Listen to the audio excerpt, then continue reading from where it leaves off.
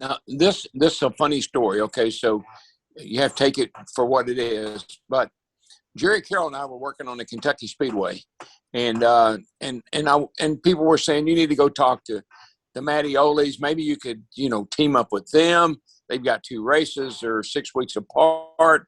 Maybe you could work a deal to get one of those races to move to Kentucky. This before Kentucky had a Cup race.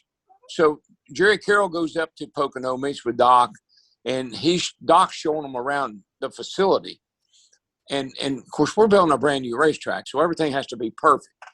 And Doc takes him into a warehouse up there, and there were 50 used toilets, 50 used commodes. And Doc showed him, he said, look, we're going to install all these around the track. What do you think?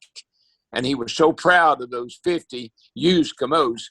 And here Jerry Carroll is trying to, work a deal with the Mattiolis to get one of their races to move to Kentucky. And Doc wants to show him the 50 used commodes that he had bought at some auction somewhere that he was going to install at the racetrack. And so the Mattiolis were practical people. That's why Bill France loved them. They had a great racetrack kind of out in the middle of nowhere, in a different shape. And I think Bill France he liked the people that thought outside the box, maybe went at things a little bit differently. And certainly the Mattiolis were famous for that. I think, what was the guy that built that racetrack? Paleo or Patio or whatever his name was. Built that track. He built Texas. He built 3 or 4 tracks at the same time, Michigan. But the Mattiolis ended up with it.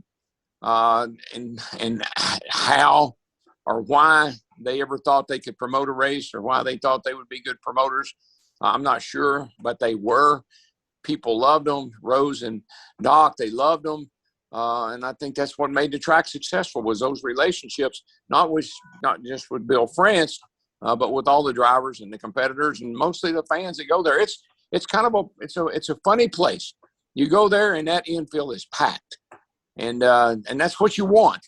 And the grandstands are packed. So they've had great success, even though the races are almost back to back. I think it's only 6 weeks difference from the spring to the summer race.